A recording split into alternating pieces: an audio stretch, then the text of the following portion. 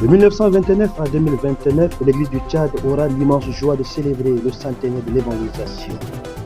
Diocèse de Pala, peuple de Dieu en marche, se met en marche avec sûreté et dans l'espérance vers cet événement. De 2022 à 2024, le peuple de Dieu en marche, depuis les paroisses, depuis les zones, vont vers ce centenaire. Aujourd'hui, du 7 au 8 juin 2025, le diocèse de Pala, peuple de Dieu en marche, vient réaliser avec prouesse son pèlerinage en marche vers le centenaire de l'évangélisation du Tchad. Il était riche d'événements et de grâces. Laissez-vous guider pas à pas pour le délice de notre pèlerinage. À bientôt en 2029. Qui sera là doit y absolument participer.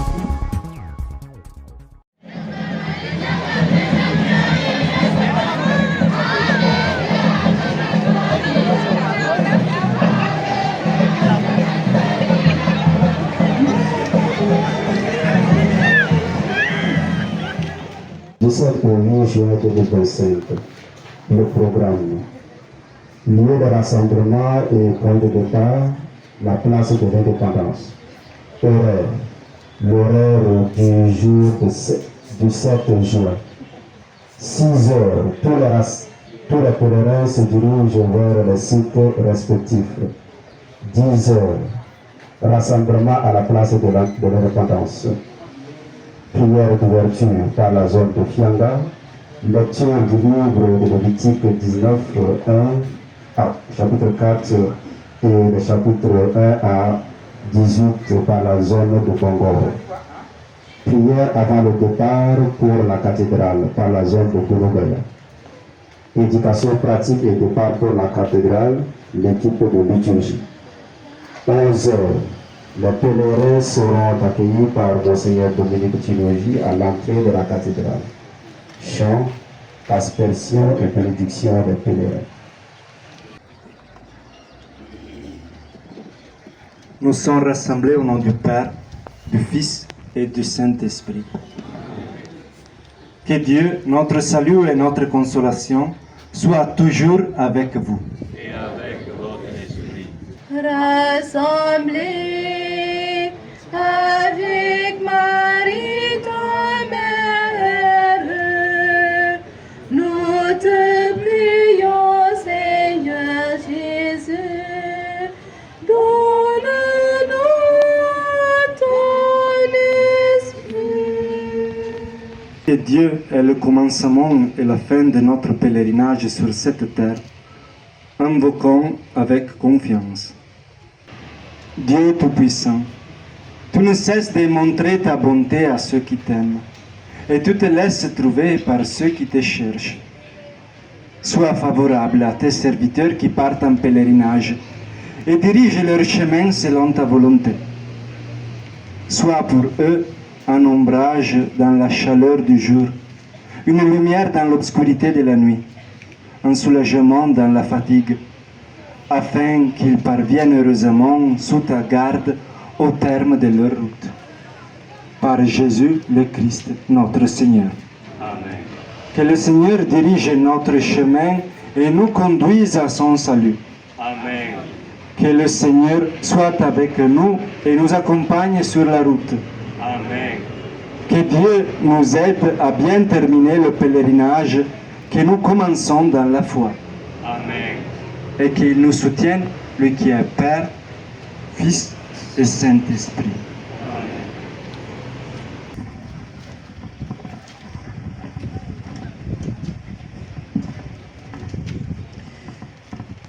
Lecture du livre de Lévitique,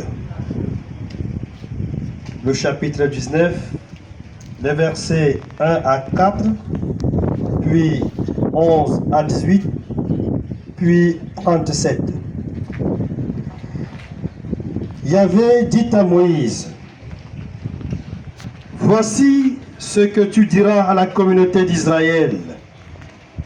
Soyez saints, car moi, Yahvé votre Dieu, je suis saint. Chacun respectera sa mère et son père, et vous observerez mes sabbats. Je suis Yahvé votre Dieu. Vous ne vous tournerez pas vers les idoles. Vous ne vous fabriquerez pas de dieux en métal fondu. Je suis Yahvé, votre Dieu. Vous ne volerez pas. Vous ne tromperez pas votre prochain. Vous ne mentirez pas. Vous ne jurez pas avec mon nom pour appuyer un mensonge. Ce serait profaner le nom de ton Dieu. Je suis Yahvé. Tu n'opprimeras pas ton prochain, tu ne le dépouilleras pas. Le salaire de celui qui travaille pour toi ne restera pas chez toi jusqu'au lendemain. Tu ne prononceras pas de malédiction contre un sourd. Tu ne mettras pas d'obstacle devant un aveugle pour le faire tomber. Mais tu auras la crainte de ton Dieu. Je suis Yahvé. Vous ne commettrez pas d'injustice dans le jugement. Tu ne feras pas de faveur aux pauvres. Tu ne feras pas d'honneur aux puissants, mais tu jugeras ton prochain avec justice. Tu ne calomnieras pas tes parents. Tu n'exigeras pas de sang de ton prochain. Je suis Yahvé. Tu n'auras pas de haine dans ton cœur pour ton frère, mais tu le corrigeras, car en te taisant, tu seras complice de son péché. Tu ne te vengeras pas. Tu ne garderas pas de rancune envers un fils de ton peuple, mais tu aimeras ton prochain comme toi-même. Je suis Yahvé. Vous observerez donc toutes mes coutumes et tous mes commandements et vous les mettrez en pratique. Je suis Yahvé. Parole du Seigneur.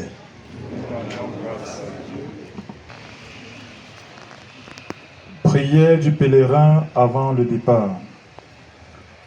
Seigneur, qui a fait traverser la mer Rouge à pied sec aux enfants d'Israël et qui a envoyé une brillante étoile au roi mage pour conduire leurs pas. Accorde-nous un voyage heureux et un temps propice, afin qu'accompagnés de ton saint ange, nous arrivions heureusement au but de notre pèlerinage et aux portes de l'éternelle patrie. Seigneur, qui a conservé sain et sauf Abraham, ton fils, pendant son long pèlerinage, garde-nous pendant celui que nous commençons. Sois notre force dans la fatigue, notre secours dans le danger et notre abri contre les rigueurs de la température. Porte-nous dans tes bras tout au long du chemin. Sauve-nous de tout péril et fais-nous arriver heureusement au but de notre pèlerinage et au port du salut. Ô Seigneur, entends nos prières. Au milieu de toutes les embûches de la vie, couvre-nous de ton amour tout-puissant et fais qu'en suivant les traces du divin agneau que Jean-Baptiste, le saint précurseur, est venu montrer à la terre, et en marchant ainsi sur le chemin du salut, nous méritions d'aller le contempler dans la gloire où il règne avec toi et le Saint-Esprit dans les siècles des siècles. Que le Seigneur nous dirige dans la voie de la paix et de la prospérité, et que l'ange Raphaël nous accompagne sur le chemin, afin que nous puissions revenir dans nos demeures pleins de joie, de santé et de bonheur. Marchons en paix au nom du Seigneur. Amen.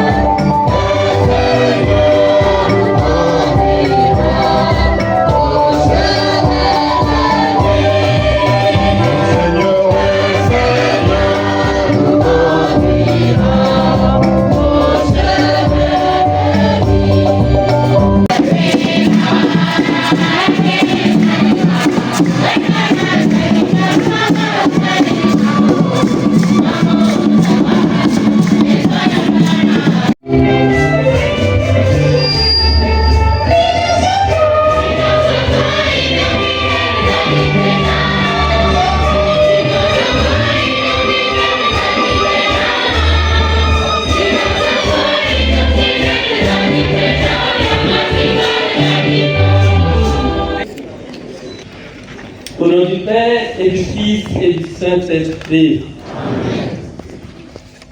La paix soit avec vous. Bienvenue au pèlerinage diocésain.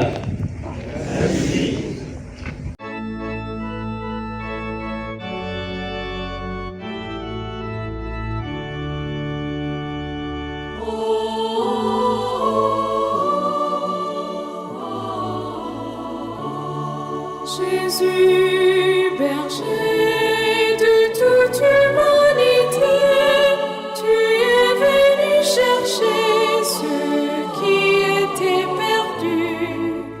Prends pitié de nous, fais-nous revenir en toi. Prends pitié de nous.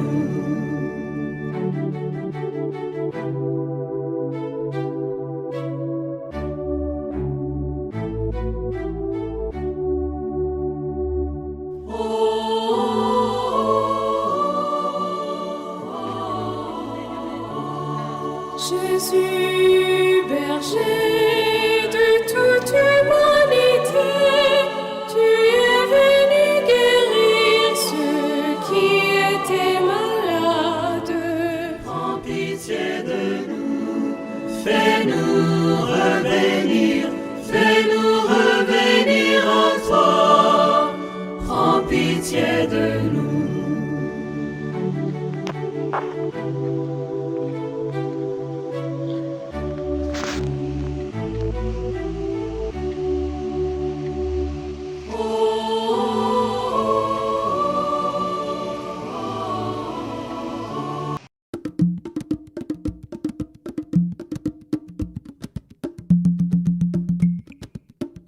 Il est là, il est vraiment là, l'Esprit Saint de Dieu. La crainte a disparu du cœur des témoins de Jésus. Venez les écouter. L'Esprit Saint du Consolateur est parmi nous ce jour. Accourez-vous qui l'attendez. Il est venu pour nous sauver de nos difficultés. Accourez, ne tardez pas. Il est là, Il est vraiment là, l'Esprit Saint de Dieu. la crainte a disparu du cœur des témoins de Jésus. Venez les écouter. Sur toute chair en ce temps je répandrai mon esprit. Vos filles prophétiseront, tandis que vos garçons seront animés de visions. Vos vieillards songeront. Il est là, Il est vraiment là, l'Esprit Saint de Dieu. la crainte a disparu du cœur des témoins de Jésus. Venez les écouter. L'Esprit Saint du Consolateur est parmi nous ce jour. Accourez-vous qui l'attendez. Il est venu pour nous sauver de nos difficultés. Accourez, ne tardez pas. Il est là, Il est vraiment là, l'Esprit Saint de Dieu. la crainte a disparu du cœur des témoins de Jésus. Venez les écouter. Sur toute chair en ce temps je répandrai mon esprit. Vos filles prophétiseront, tandis que vos garçons seront animés de visions. Vos vieillards songeront. Il est là,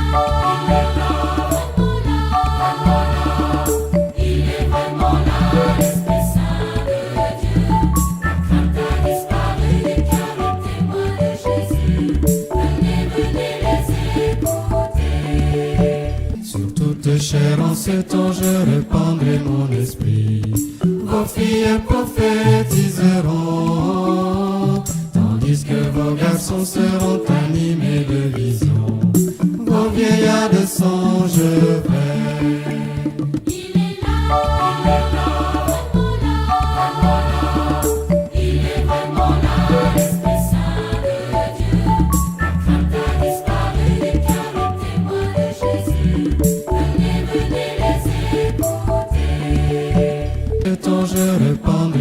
Saint-Esprit.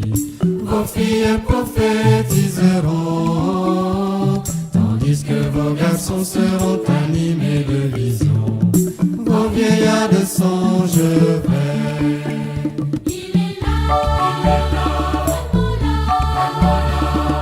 il est vraiment là, l'Esprit Saint de Dieu. La crainte a disparu du cœur des témoins de Jésus. Venez, venez les écouter. Il est là, vraiment là, il est vraiment là, l'Esprit Saint de Dieu. La crainte a disparu du cœur des témoins de Jésus. Il est là, il est vraiment là, l'Esprit Saint de Dieu. La crainte a disparu du cœur des témoins de Jésus.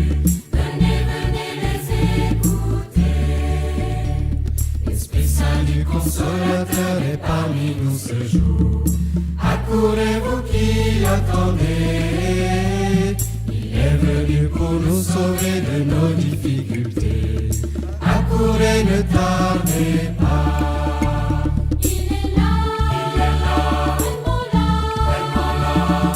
il est vraiment là, l'Esprit Saint de Dieu. La crainte a disparu du cœur des témoins de Jésus. Venez, venez les écouter.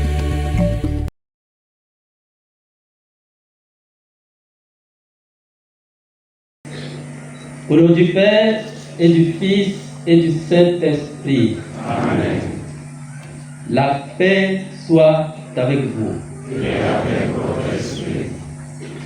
Excellence, Monseigneur Dominique, évêque de Pala, Révérend Père Sergio Galubetti, vicaire général, chers confrères dans les sacerdoces, religieux et religieuses, chers frères fidèles chrétiens, venus de toutes les zones pastorales du diocèse de Pala, chers pèlerins, chers invités, c'est pour nous une grande joie de vous voir si nombreux pour vivre en l'Église ces moments de communion fraternelle, de témoignage chrétien, d'unité et de joie.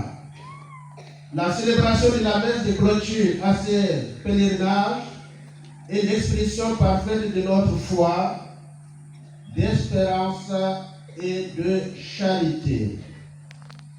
Aucune œuvre humaine n'est parfaite, a-t-on l'habitude de dire. Au-delà du manquement, de la sobriété et de la pénitence liée à la nature même du pèlerinage, le Seigneur nous accorde sa miséricorde. Il nous comble de ses bénédictions. Justement, le pèlerinage est un temps de dépouillement, de ressourcement spirituel et d'abandon entre les mains de Dieu. Vivons ce moment de rencontre avec le Seigneur dans la prière, le recueillement et l'action de grâce. De l'église qui est au Grand Mayo-Kébi, sous la cathédrale Saint-Pierre et Paul, mère de nos églises. Il nous rassemble en pèlerins d'espérance comme les apôtres au temple pour la Pentecôte. Oui, nous en sommes en ce jour. Et laissez-moi vous dire ce que c'est qu'un pèlerinage. Dès l'origine, un pèlerinage du latin peregrinus, qui signifie étranger, est un voyage effectué par un croyant, le pèlerin vers un lieu de dévotion, vers un endroit circonscrit, tenu pour sacré selon sa religion, car supposé contenir une communication directe avec une divinité grâce à une relique, un légendaire, où nous aurons peut-être des sources, des miracles, d'apparitions ou des arbres.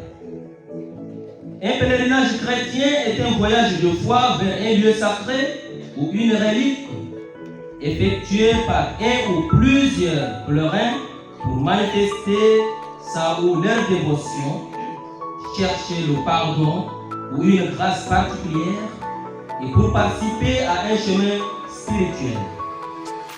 Il s'agit d'un acte de prière, de pénitence et d'une occasion de réflexion et de partage de foi. De cette manière, le voyage de foi,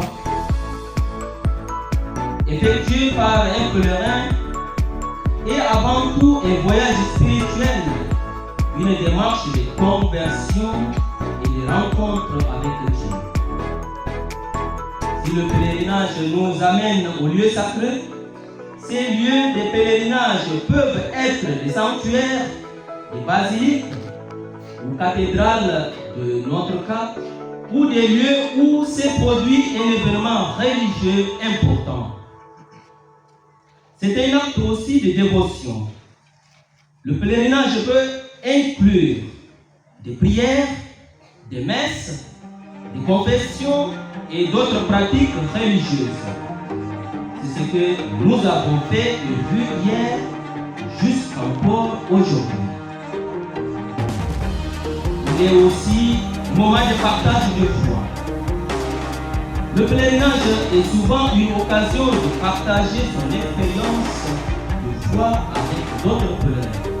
De notre part, c'est le Bongo, Bianca, Lévi, Pala, et nous sommes tous en train de faire cette expérience. Nous ne pouvons pas faire un pèlerinage sans motivation. Le pèlerinage peut être motivé par la recherche de guérison, du pardon des péchés, la recherche de réponses à des questions ou la simple envie de s'éloigner du quotidien et de se rapprocher de Dieu, comme l'avaient fait souvent nos ancêtres dans la foi, Abraham, Moïse, Élie et bien d'autres encore qui sont dans la Bible qui nous instruit. Pour notre part, dans l'année jubilaire et en pèlerinage et en pèlerin d'espérance, nous cheminons vers la grande célébration historique de notre Église catholique au Tchad. Nous le faisons en prélude à la célébration du centenaire de l'évangélisation du Tchad qui avait commencé depuis les années 1929 et qui sera célébrée en 2029, sans doute, je l'espère, à Koudolo, désormais dans les diocèses de Kourou. Qui sera là devrait absolument y participer pour mourir après. Son impact. Le pèlerinage peut être une expérience transformatrice pour le pèlerin, lui offrant une nouvelle perspective sur la foi, sur sa foi et sa vie avant de prendre un nouveau départ avec Dieu et dans l'église de Jésus. Frères et sœurs, profitons de ce moment et répartons chez nous en femmes et hommes transformés. Frères et sœurs, ce moment important nous est donné pour raviver notre foi. Suivons et participons avec ferveur à cet événement qui sera célébré tout de suite par Monseigneur Dominique.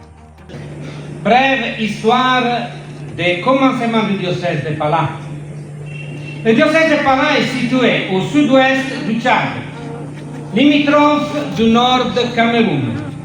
Il couvre deux régions administratives qui sont le Mayo-Kébi Est, Bongor, et le Mayo-Kébi Ouest, Pala. Ces deux régions constituent l'ancienne grande Mayo-Kébi géographique avec une superficie de 30 105 km² et une population au 31 décembre 2024 de 1 853 819 habitants. Les diocèses tchadiennes limitrophes, confinantes, sont Djamena au nord, Moundou au sud, Laye à l'ouest et les diocèses camerounaises de Yagua à l'ouest et au nord-ouest. et celui de Garoua au sud-ouest. Le 25 mars 1946, le Saint-Siège créa la mission Sui Juris Tchad-Cameroun confiée aux Oblats de Marie Immaculée. Et le même jour fut constituée la mission Sui Juris Tchad-Nord-Est qui fut confiée aux Jésuites. Sui Juris veut dire qu'il y a un droit particulier parce que quand on créait dans le passé des endroits qu'à Rome on connaissait pas bien la géographie, on mettait Sui Juris en disant quand vous arrivez là-bas, vous devez pouvoir mettre bien en clair les frontières.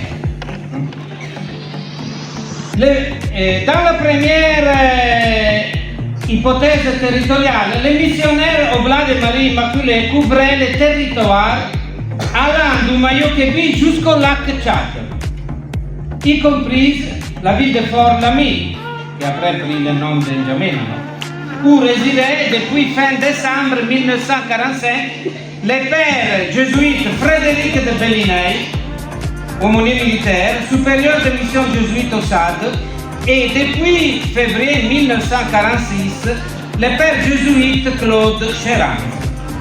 Le 16 août 1946, arrive en avion à Fort-Lamy Monseigneur Yves Plumet, Oblat, nommé par Rome supérieur de la mission Tchad-Cameroun. Il est suivi le 24 août par le père Gabriel Renaud, Oblat lui aussi. Les deux jésuites et les deux Oblats doivent discuter des frontières des deux missions sui juris et faire des propositions à la congrégation de propaganda fide de Rome, la congrégation qui s'occupe de l'évangélisation, à propos des nécessaires rectifications des frontières. Le 28 novembre 1946 arrivera à Fort-Lamy un autre Oblat, le père Albert Juillet. Oblats et jésuites resteront sur place à Fort-Lamy. Les jésuites se retirent sur Chagouin, où ils s'installent, et les Oblats à la mission centrale en attente de la décision de Rome.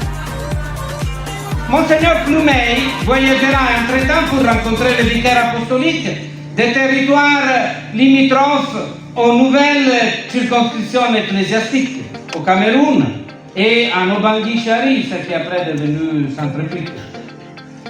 Les Oblats commenceront aussi à partir de début 1947 une présence occasionnelle à Bongor qui est confiée au père Jean Colson.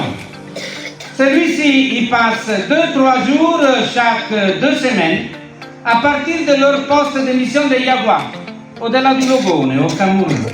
Le père Colson célébrera le premier baptême à Bongor le 6 avril 1947.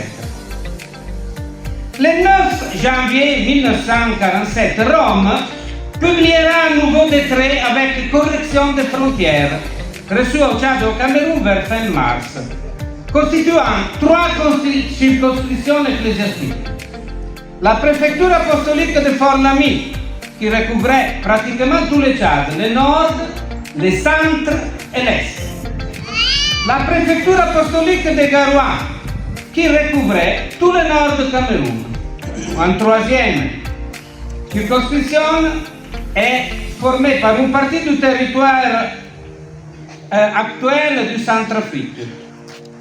Et elle est rattachée à la préfecture apostolique de Berbérati. Ce deuxième décret, comportant 3 subdivisions, était clair pour ce qui concernait les Oblats, qui devaient se retirer complètement des territoires tchadiens qui étaient auparavant prévus pour la mission Tchad-Cameroun confiée aux Oblats. Mais difficile était l'interprétation quant aux frontières missionnaires entre zones missionnaires confiées aux jésuites et zones confiées aux capucins de Berbérati, du sud du Tchad et de Centrafrique.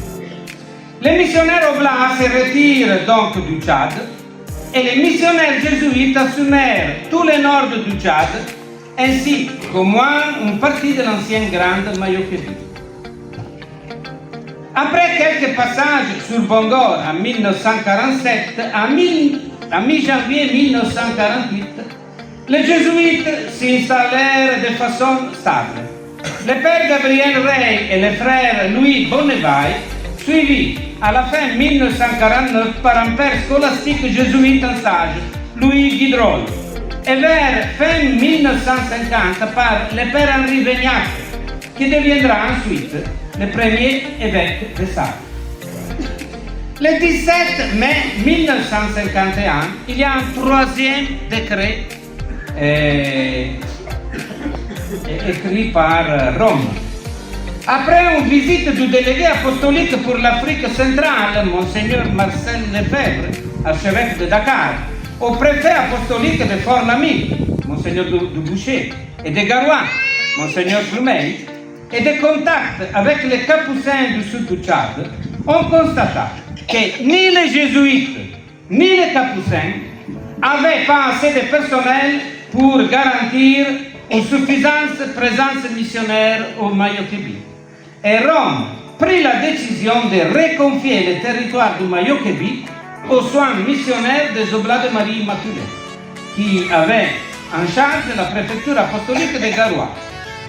Le même jour fut créée la préfecture apostolique de Moundou, comprenant les deux Logons et le territoire de la future Tangilais, confiée aux Capucins avec Monseigneur Clément Siri, préfet apostolique. Les jésuites quittèrent la mission de Bongor et cédèrent à nouveau la place aux Oblats. Le 27 juin 1951, le père oblat Jean Colson arrive à Bongor. Et le 29 juin, le père jésuite Gabriel Rey quitte Bongor via le fleuve pour rejoindre Fort-Lamy. Le 16 juillet, le père Georges Hilaire Dupont rejoint aussi Bongor. Il deviendra ensuite le premier évêque du diocèse de Pala. En novembre 1952, le père Albert Malavial, oblat, les rejoint avant d'aller ensuite sur Pala, remplacé en 1957 par le Pierre Deschamps qui suivra la communauté du fleuve, en particulier le Gabri Tobanga sur Beriam autour de Djouma. Le 19 décembre 1956, Pala fut érigé en préfecture apostolique par la division du diocèse de Garoua, qui avait été créée le 14 septembre 1955, toujours sous Monseigneur Plumet. La nouvelle préfecture apostolique couvrait tous les grandes Mayo-Kébi tchadiennes. Le premier préfet apostolique de Pala fut nommé quelques mois après la création de la préfecture apostolique, le 8 mai 1957, en la personne de Monseigneur Honoré Junot Omi, qui est enterré ici dans notre cimetière. Le 16 janvier 1964, la préfecture apostolique de Pala fut élevée au rang de diocèse. Son premier évêque fut Monseigneur Georges Hilaire Dupont, oblat. Le diocèse compte actuellement 33 circonscriptions, 29 paroisses, 3 vicariats, une mission autonome, répartie en 5 zones pastorales, à savoir Bongor, Pala, Léré, Gunugaya et Fianga. Aujourd'hui, le diocèse de Pala compte 94 523 chrétiens baptisés et 42 636 catéchumènes. Ce sont des statistiques élaborées au 31 décembre 2024. Le ministère est assuré par des prêtres diocésains, des oblats de Marie Immaculée, des missionnaires savériens, des prêtres fidei donum, les prêtres de l'Institut du Bon Pasteur et de la Reine du Cénacle et les prêtres du PIM. Le diocèse compte actuellement la congrégation des frères du Sacré-Cœur et 12 congrégations religieuses féminines. Je vous lis brièvement la table chronologique de la succession au siège épiscopal. Du 8 mai 1957 au 15 janvier 1964, Monseigneur Honoré Junot, oblat, premier préfet apostolique de Pala, unique préfet apostolique, parce qu'ensuite sera créé le diocèse.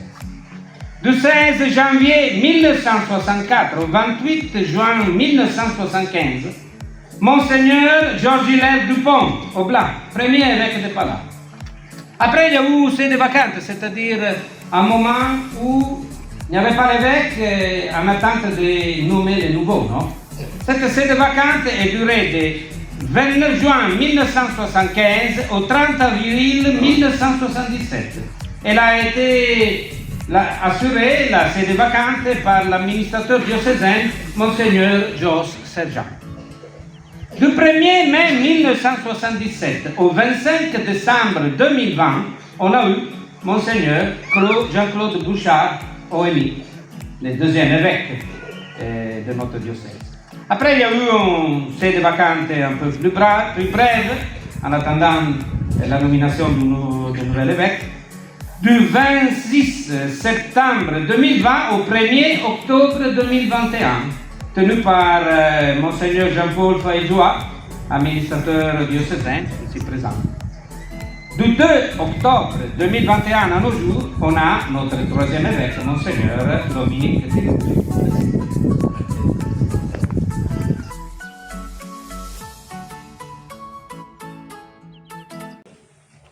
Des horizons pour nous rassembler ici, nous rassembler comme les enfants d'un même Père pour célébrer ces merveilles. Et comme c'est un grand moment, comme pèlerins d'espérance, préparons-nous à accueillir le don de l'Esprit Saint pour être, nous aussi, ouvriers apostoliques, fidèles chrétiens, laïcs, des nouveaux missionnaires pour l'évangélisation de notre temps. En ce moment spécial, nous allons aussi nous préparer à accueillir le pardon de Dieu, sa miséricorde, avec, comme je vous ai dit hier, les indulgences plénières. Chers frères et sœurs, préparons-nous à la célébration de l'Eucharistie, le mystère de notre foi, en reconnaissant que nous avons péché. Afin que tous soient un, comme toi, Père, tu es en moi, et comme je suis en toi, afin qu'eux aussi soient un en nous, pour que le monde croie que tu m'as envoyé. Nous lisons cela dans Jean chapitre 17, verset 21. Le don de l'Esprit Saint à Pentecôte vient matérialiser cette unité voulue par le Christ. La deuxième lecture que nous venons d'écouter du livre des Actes des Apôtres souligne que la descente de l'Esprit Saint le jour de la Pentecôte sur les apôtres réalise l'unité des régions, l'unité des pays. Il réalise l'unité des peuples, l'unité des cultures, l'unité des langues. L'unité est absolument essentielle car l'Église est le corps du Christ et un corps ne peut être en désunion ou en disharmonie avec lui-même. Mais l'unité dont il est question ici n'est pas synonyme d'homogénéité ou d'uniformisation. Il s'agit de l'unité dans la diversité. Dans cette unité, tous les membres ont leur place, tous les membres ont leur rôle et sont invités à apporter les richesses de leur langue, les richesses de leur culture, évidemment des langues et cultures qui ne sont pas en contradiction avec les valeurs de l'Évangile.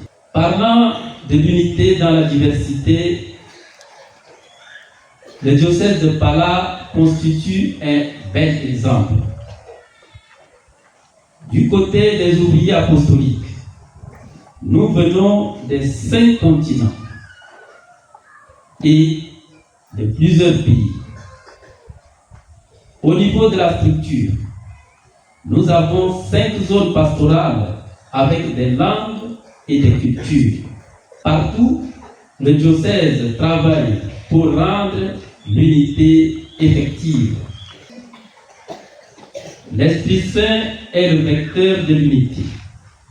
Il est là pour nous aider à construire l'unité entre nous, l'unité dans l'Église, l'unité dans le monde.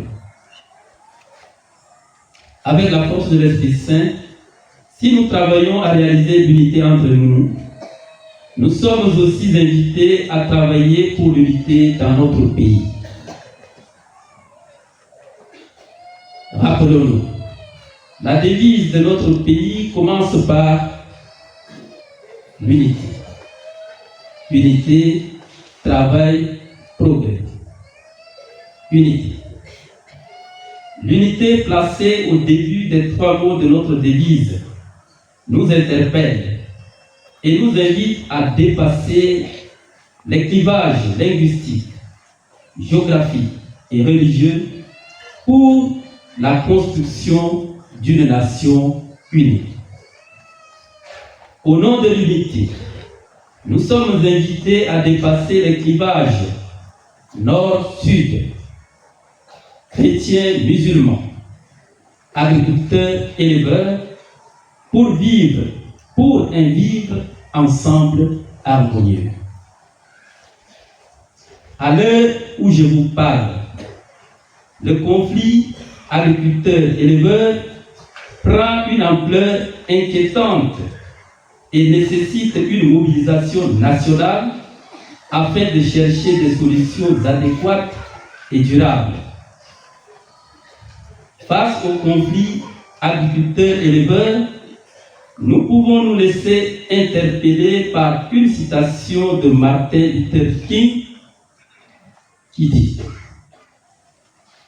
nous devons apprendre à vivre ensemble comme des frères, sinon nous allons mourir ensemble comme des idiots. Nous devons apprendre à vivre ensemble comme des frères, sinon nous allons mourir ensemble comme des idiots. Oui, ce qui s'était passé ça et là dans le passé révèle que nous sommes en train de nous tuer et de mourir ensemble comme des inhumains, comme des insensés. Oui, nous devons apprendre à vivre ensemble comme des frères, sinon nous allons mourir ensemble comme des idiots. Ici, il est nécessaire et urgent de faire quelque chose. Par exemple, organiser un forum ou un dialogue national pour identifier les vraies causes de ce conflit afin de prendre des décisions justes qui aideront à stopper ce mal qui fait tant de dégâts humains et matériels, qui menace l'unité, la paix et le vivre ensemble harmonieux entre les Tchadiens. 2. Église de Pala, peuple de Dieu plein d'espérance. Notre pèlerinage diocésain en prélude au centenaire de l'Église catholique au Tchad coïncide avec le jubilé de l'Église universelle qui a pour thème pèlerin d'espérance. Dans la bulle d'indiction au jubilé, le pape François commence par cette phrase: l'espérance ne déçoit pas. L'espérance n'est pas attente passive avec les bras croisés. L'espérance est dynamique et active. L'espérance nous pousse à nous engager pour changer ce qui n'est pas bon en nous et autour de nous. Dans notre diocèse, chaque année, nous enregistrons un nombre croissant de catéchumènes. Chaque année, nous administrons le baptême à plusieurs centaines de personnes. Ces nouveaux membres accueillis dans notre Église Famille de Dieu est un signe visible de sa croissance et un motif d'espérance. Cela nous réjouit et nous rassure que Dieu ne laisse pas sa moisson sans oublier. Dans notre diocèse, l'engagement des fidèles, leur participation à la vie de l'Église, leur adhésion au mouvement de piété et d'action sont à considérer comme un signe d'espérance. Tous ces signes d'espérance constatés montrent que Dieu est à l'œuvre dans notre diocèse, il est à l'œuvre dans notre Église Famille de Dieu, que Jésus-Christ soutient son Église et que la force de l'Esprit Saint agit en nous pour nous vivifier.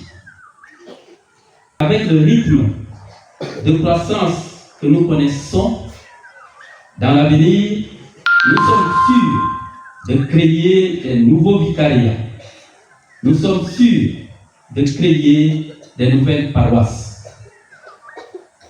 Avec ce rythme de croissance, il n'est pas impossible qu'un jour, Bongor devienne diocèse. Église de Pala, peuple de Dieu en marche. Notre slogan et notre devise est Église de Pala, peuple de Dieu en marche. Ce slogan nous oriente à nous focaliser sur l'idée que Dieu marche avec son peuple, qu'il guide son parcours vers la libération, la justice et l'espérance. La marche dont il est question ici n'est pas une marche anarchique. La marche nécessite un point de départ, une direction, un point d'arrivée, des précautions pour moins se fatiguer, les moyens pour favoriser la marche, la nourriture pour renforcer l'énergie, la détermination d'arriver à la destination. Pour marcher ensemble dans une bonne direction, nous avons besoin de guides, nous avons besoin d'orientation, nous avons besoin de structures, nous avons besoin d'organisation. Nous avons besoin des moyens matériels pour faire fonctionner notre diocèse.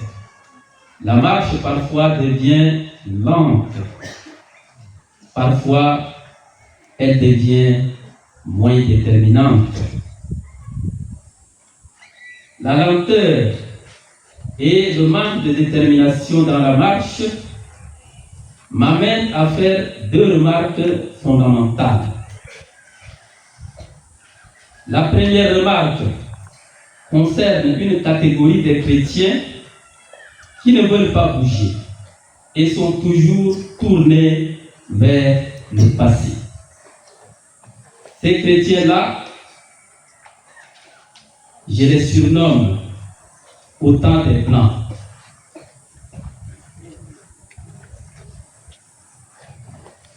Moindre chose, ils te disent, au temps des Blancs, on ne faisait pas ceci. Au temps des Blancs, on ne faisait pas cela. Oui, les missionnaires blancs, au nom de leur foi, ont travaillé. Ils nous ont soutenus. Ils ont créé des structures. Ils ont mis en marche le diocèse. Nous devons nous montrer dignes de l'héritage qu'ils nous ont laissé.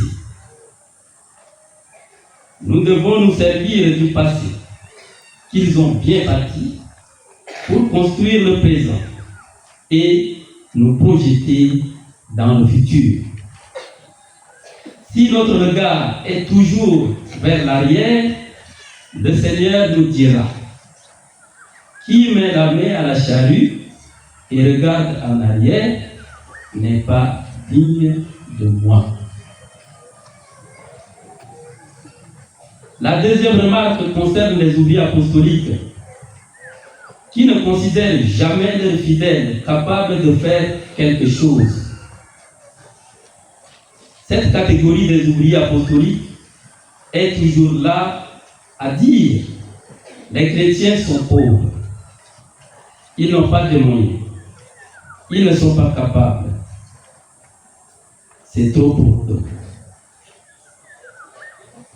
Oui, nous ne nions pas la pauvreté, mais les pauvres aussi peuvent s'organiser. Alors, la logique de dire que les chrétiens sont pauvres, ils ne sont pas capables, étouffe les rangs des chrétiens, étouffe leur créativité. Cette logique empêche les chrétiens à devenir adultes dans leur engagement et parfois crée l'esprit d'assistanat. J'invite à une prise de conscience de cette mauvaise orientation, cette logique qui n'encourage pas à grandir, et j'appelle à la conversion. Comme les apôtres, accueillons l'Esprit Saint pour qu'il nous donne la force et le courage d'annoncer la bonne nouvelle. Accueillons le don de l'Esprit Saint pour réaliser l'unité, l'unité dans la diversité, et pour transformer notre Église, pour transformer notre société. Loué soit Jésus-Christ.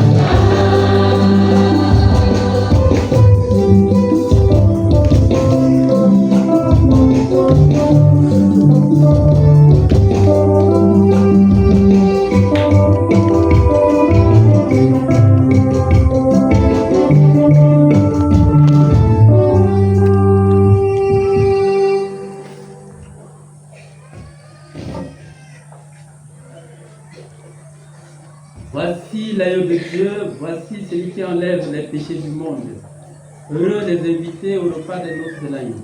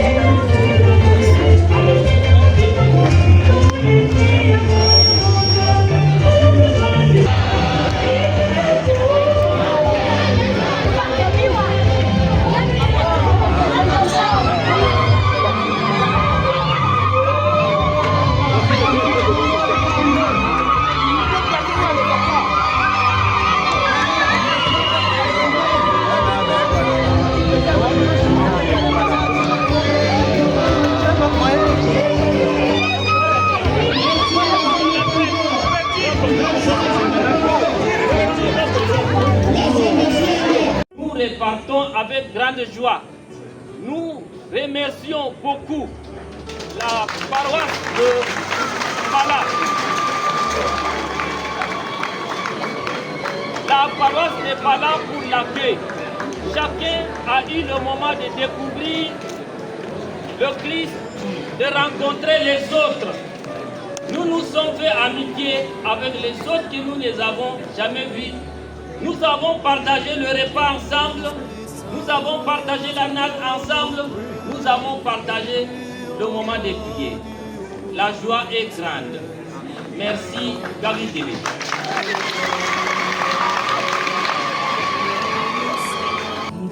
Une impression et l'impression de joie et de satisfaction. La marche de la place de Palance était belle. En route, ceux qui faisaient des commerces ont arrêté, ils se sont levés debout. J'ai trouvé cela formidable. Arrivé à la cathédrale, Monseigneur nous a accueillis et nous sommes passés par la porte sainte. Et là, tout le monde s'est bousculé, non? Intérieurement, je me suis dit, mais pour aller au paradis, ça doit être comme ça, alors. Parce qu'on a dit, c'est pas la petite porte que nous allons passer. Et chacun cherchait à sortir parce qu'il faisait chaud. Et une camarade m'a dit, mais si le purgatoire est ainsi, mais je demande à Dieu de ne pas me mettre là-bas, qu'il m'amène directement au ciel. Moi, j'ai répondu, j'ai dit non, il semblerait que le purgatoire c'est plus pire que ça. Et nous avons fini, nous sommes venus à l'heure des prières et encore nous avons eu l'aspersion d'eau qui nous rappelle encore notre baptême. Et là, on se bousculait, on voulait pour que l'eau là nous touche. Certains disaient non, je vais aller au bout là-bas. Je disais ah non, si tu restes au bout là-bas, le bâton là est long. Et donc ça ne doit même pas t'atteindre, ça va nous atteindre là-bas. Et tout le monde était content et j'ai eu la joie et vraiment une loin de joie immense dans le cœur des gens et sur le visage des gens.